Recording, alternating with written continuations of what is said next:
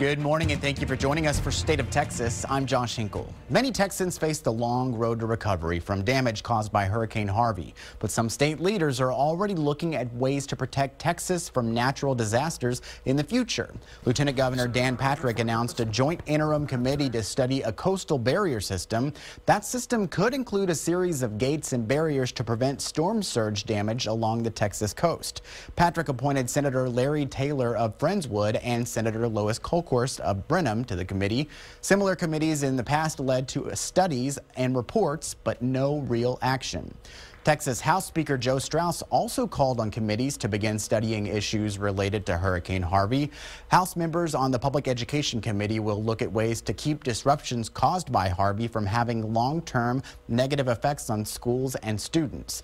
The Appropriations Committee will look for ways to use federal funds to help reduce the impact of future natural disasters. The House Committee on Natural Resources will look at the potential of infrastructure projects to reduce the impact of future flooding and ways to pay for them.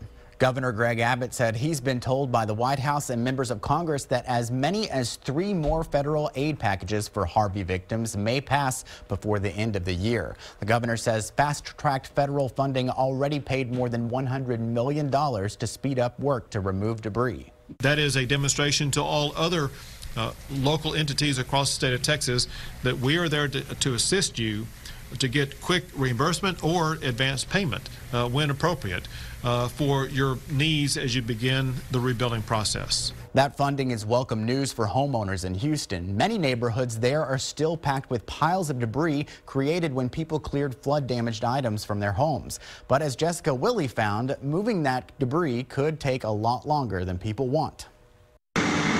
In a day's time, the debris pile at Rick Maynard's house got much smaller than his neighbors in Georgetown Colony. It's already an improvement, and everything's moving forward. It's a good time. But for some, the wait will be longer. Thousands of homes flooded in Houston and Harris County. So it shows the heavily flooded areas. DRC Emergency Services is in charge of getting trucks to all of them to haul away what's now trash. Everybody has the same incentive to get Houston back to some semblance of normalcy. Probably 30 trucks came in today. The process starts here at this staging area on Pinemont, where trucks are measured and certified. Where they go is determined the day before. We have an end of the day meeting with the city and with the county, and we determine our priorities.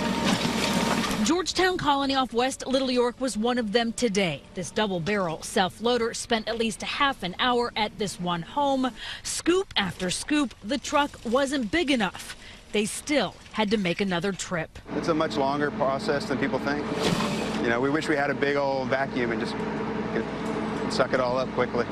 In the end, DRC General Manager Kurt Thormalin expects the removal process to take 4 to 6 months. They'll remove 6 million cubic yards, enough trash to fill dump trucks from here to Portland, Oregon. And if you're not as lucky as Rick Maynard, I thought it would take longer. Those in charge ask for patience. When people come and see the process, they realize it's so simple. Just requires some time.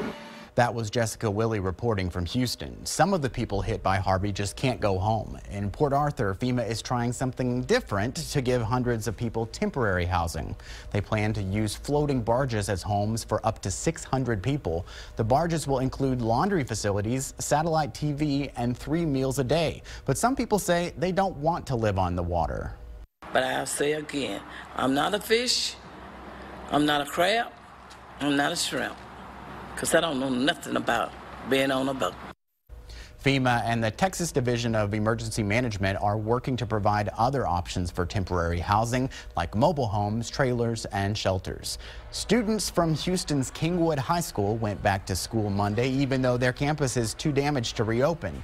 They're sharing a campus with students at Summer Creek High School. Both schools are splitting the school day. Summer Creek students have the class in the morning. Kingwood gets the campus in the afternoon. Administrators say they'll be trying new ways to make sure students get the education they need. I think we're going to be trailblazers of how we can do face-to-face instruction for about half a day, and then things we can do after school, maybe Saturdays, distance learning. We're looking at all kind of options to reach all of our kids. Right now, students from 9 campuses in Houston ISD are being moved temporarily to other campuses. The district estimates it will take $700 million to repair campuses damaged by the storm. I really like my teachers, and I got to do the announcements. Students in the Fort Bend ISD went back to class on Tuesday, but not every student got to go back to their home campus. Seguin Elementary in Fort Bend had to close its doors because of a severe storm damage. Students and teachers had to find other buildings. Seguin Elementary is one of 52 schools across Texas that suffered catastrophic damage and need major repairs. The city of LaGrange is starting its long road to recovery. The storm flooded out dozens of people and damaged several local businesses. Now the city and FEMA are working to help those impacted get aid. KXAN's Alyssa Gord shows us why the work for long-term relief is as emotional as the shock of the initial storm. And it ran, it just pushed everything off their foundations. It's been a long, sleepless few weeks for the mayor of LaGrange. She showed me around this trailer park, which has never been flooded anything like this before. The debris you see off in that section, that was someone's home. That's all their belongings. This is my second time today to be out here, so the devastation is just horrible, as you can see. She says the city's focus now is on finding permanent housing for those displaced and fighting the housing shortage that was there even before the storm. In addition to federal disaster assistance in town, people have been sending in aid from around Texas and around the country. Arizona, Chicago, St. Louis, Missouri. This team has been serving hot meals out of a trailer, moved to tears by the people of LaGrange. It's real easy to just forget what's happening here because there's another storm and there's another fire and there's other things, and yet there are people that are waking up today who have nothing. Murby says long-term recovery will depend on generosity like this. She hopes her community is not forgotten in the months to come. Right now we just don't have room to take any more, but in a month there'll be room and there'll be need. For the State of Texas, I'm Alyssa Gord. City and county leaders are encouraging as many people as possible to apply for aid with the FEMA Center in LaGrange.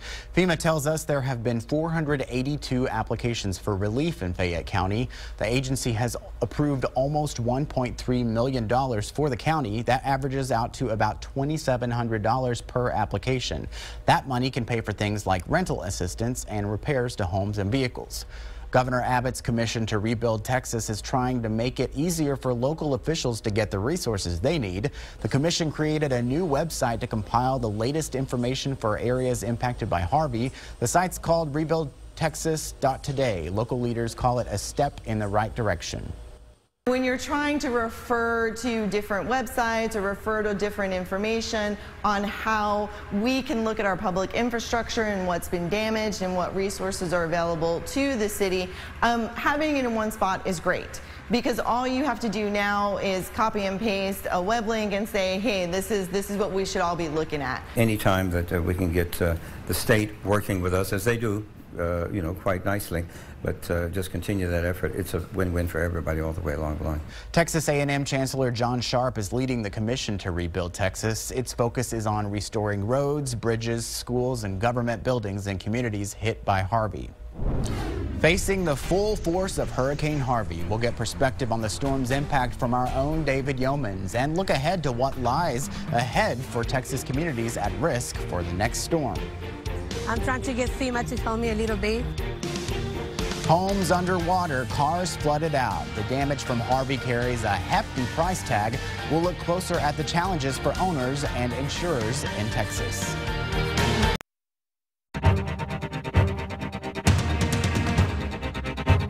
The long road to recovery is just beginning for people in Houston. Flooding from Harvey damaged more than 40,000 homes and up to 500,000 cars. Morgan Brennan looks at the impact on owners and insurers in Texas. People are coming home to loss. Some of it covered by insurance, but most not. Nelby Salmarone has lived in her home in northeastern Houston for 25 years. When I was going downstairs, that's when I see that even my refrigerator was flooding. I told my husband we have water in the house. I cried. Nelby does not have flood insurance because her home is not located in a high-risk flood zone. It wasn't mandatory, and she didn't think she needed it. I'm trying to get FEMA to help me a little bit. Nelby also lost 4 cars, which, after the deductible, will be covered by farmers insurance. Just one example of the more than 30,000 claims, a third of them auto-related, Farmers has received so far. Auto losses alone are expected to be in the billions of dollars, paid out by insurers like State Farm, Allstate, Progressive, and Farmers.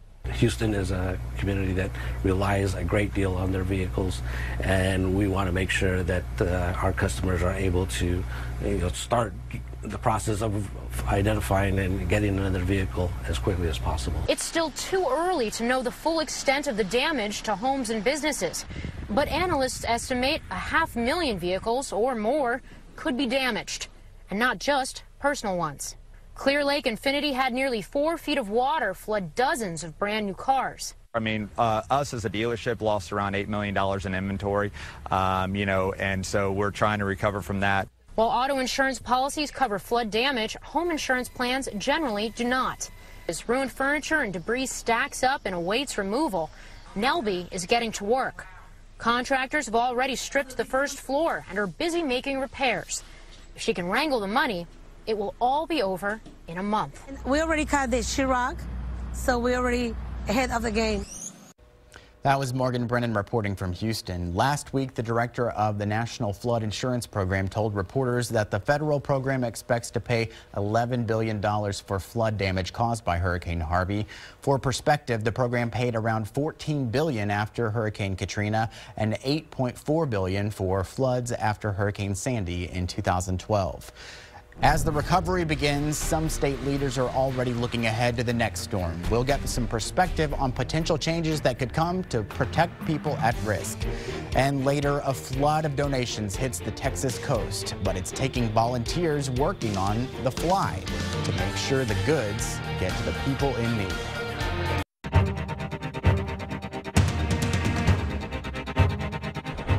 Harvey's trail of damage stretches from the southeast coast up to Houston and all the way to central Texas. This morning, we have some interesting perspectives on the storm's impact. KXAN meteorologist David Yeoman saw and felt Harvey's force firsthand when it made landfall in Rockport, and Kia Collier covered the flooding in Houston for the Texas Tribune and the state's response to the storm. Welcome to both of you. Thanks, Josh. David, I want to start with you. So you were down on the coast before Harvey hit, and we're kind of seeing how everyone was responding as it was coming onto the coast. You've been in hurricanes before, and you went to Florida for Irma as well. Was there anything different you were seeing how first responders were reacting to Harvey there? First responders there were fighting complacency, which is a problem not only in Texas with hurricanes, but any coastal area that gets hit by hurricanes. And we were doing the same thing. We were there the night before, and I saw first responders having these same conversations. I had a conversation with an older gentleman who's lived there his whole life, and he said, hey, we've been through Ike. We've been through these other hurricanes that have brushed their area. What's so different about this? We can handle it. My house stood up just fine. The problem is, if this is the most severe hurricane that part of the country has seen in 60 years nearly, they haven't seen something like this before. So there's an urge for these people to say, well, I've seen this before, but really they had not. And I overheard conversations between some residents the day after saying, it wasn't supposed to be this bad, was it? Or I would have left had I known it was going to be this bad. So it's hard to compare previous storms in people's minds to what's coming. It's also hard, and I don't blame them for this, it's hard to visualize how terrifying it's going to be when 130-mile-per-hour winds rip apart your house. Is that what you were seeing in Houston? You and your colleagues were there for several days. I know there was some criticism of the local government officials there. Should they have evacuated earlier, that kind of thing? Yeah, what we discovered in our reporting all last year is that it's kind of a point of pride for people who have, ridden out several different hurricanes. They kind of want to stay, and they say, oh, I'll be fine. And then, as David said, something really, really bad happens, unprecedented, such as Harvey was in Houston in terms of flooding. And yeah, it's a bad idea to stay. And local officials did get criticized for not calling an evacuation in Houston, but calling an evacuation before a big rainstorm is unprecedented. We went in there Friday night and went to bed Friday and Saturday not really knowing what Harvey was going to do to Houston. And when we woke up Sunday, the game had changed totally. So it was pretty unknown what Harvey was going to do to Houston, kind of until the last minute, really. Now, part of the coverage, you referenced in the past year that you and the Tribune have been doing so excellent. Hell and High Water, if you haven't seen it, we'll put a link on this story on KXAN.com. Really talked about, what it would take to protect Houston and what would happen if a big hurricane hit there because of certain infrastructure that they didn't have. You think that's going to get paid attention to a little bit more? So there are two kind of different issues. One is Houston's hurricane vulnerability. The other is its flooding vulnerability. And Harvey was never projected to hit Houston, but a lot of local officials are describing it as kind of a near miss. And there's been a conversation since Hurricane Ike in 2008 about a coastal barrier that the Houston area needs to block the nation's largest refining and petrochemical complex and really low-lying areas like Clear Lake. And not a lot of progress has been made on, building something like that, but local officials are hoping they will get federal funding because of this. But the main issue is drainage and flood infrastructure, I would say. Is that what you're seeing? Kind of flooding is the main thing that coastal people are having to worry about? I know that we talk about that a lot here in Central Texas, for sure. Absolutely. 88% of the deaths from hurricanes come from water. Not from wind. That's a 6% rate or something like that. So you have ocean flooding and then you have freshwater flooding, which are different things. But hurricanes present both of those. Houston obviously vulnerable because of the low elevation and its position on the coast. And we were talking about how, it was kind of a near miss as far as the track went. But on the east side of a hurricane, that's where the fetch of moisture from the ocean gets thrown. That's where the rain bands just train over the same spot. And it was relatively well predicted that Southeast Texas would get nailed with rainfall. But you can't predict a 1 in 1,000 year event. You just can't. You were also in Florida this past week when everything was happening there as well. Back-to-back hurricanes, we've seen that before. How did Florida really handle this compared to Texas, in your opinion? That's a good question. Let me say that for Irma, I was not in the worst of the storm. I was not in the eye. I was in Miami, which kind of got Category 1 or 2 instead of the Category 4 winds that the Keys got. But there, I think there's a bigger problem with complacency. Folks were on the news, local officials, meteorologists, the night before it hit, saying, if you are still in the Keys, what the heck are you doing there? Literally, get out right now. And people, I have friends who still have family down there who I went to school with down in Miami, and they say, we've been through, what have they dealt with? Wilma, Rita, Andrew. Fact was, every single storm is different. You cannot compare two hurricanes. That's the problem that people run into. Do you think that the state response was fast enough and as big as you thought it would be, as far as, lawmakers coming down there to tour things, figuring out what to do policy-wise right away? It depends on what agency you're talking about, and I think it was hard for agencies to get in at first because, I was in downtown Houston and we were flooded in for, a day or two and could not get out to different impacted communities. I've been focusing a lot on the Texas Commission on Environmental Quality's response, and they've been really criticized for being slow and not mobilizing air monitoring units and things like that, and kind of leaving it to EPA, which has also been criticized for responding too late. Yeah. I appreciate both of you being here. Totally, opposite ends of where you were at, but very similar circumstances. Really, really good reporting on your part, and we loved having you here to represent KXAN as well. Thank you, David. Thank you, Kia. Thanks. You've seen the call for donations come from the Red Cross, but when you give, where does the money go? We checked their financial statements to learn more. People have kind of forgot about Rockport. This was the eye of the hurricane that hit here. Volunteers step up to help people in need along the Texas coast, but they're facing some big challenges to handle a flood of donations.